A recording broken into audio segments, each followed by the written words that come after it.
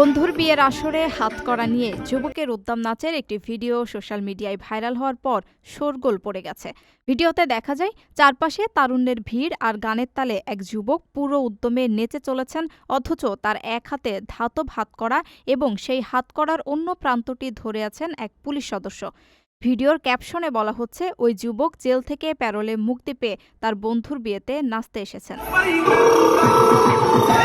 তবে এই ভাইরাল ভিডিওর পেছনে আসল সত্যিটা সামনে এনেছে ভারতের পাঞ্জাব পুলিশ। তাদের অফিসিয়াল সোশ্যাল মিডিয়া হ্যান্ডেল থেকে জানানো হয়েছে, এই ভিডিওটির সাথে পাঞ্জাব পুলিশের কোনো সম্পর্ক নেই এবং এটি সম্পূর্ণ বিভ্রান্তিকর একটি তথ্য।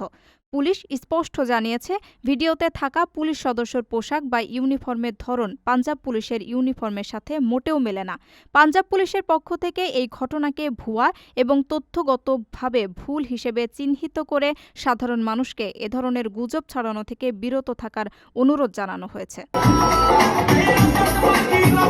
যুবকের নাচের ভঙ্গি বা পুলিশের উপস্থিতি দেখে অনেকে বিষয়টিকে হাস্যকর হিসেবে নিলেও কর্তৃপক্ষের দ্রুত হস্তক্ষেপে শেষ পর্যন্ত বিষয়টির ভুল ব্যাখ্যা বা ফ্যাক্ট চেক সম্পূর্ণ হয়েছে।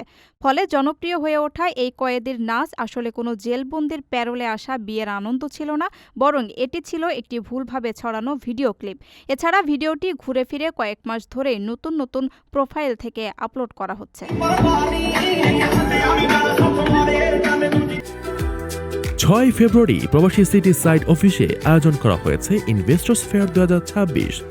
ভিডিও কলে মিলবে ফ্রি ওমরা সুযোগ সহ অবিশ্বাস্য সব উপহার।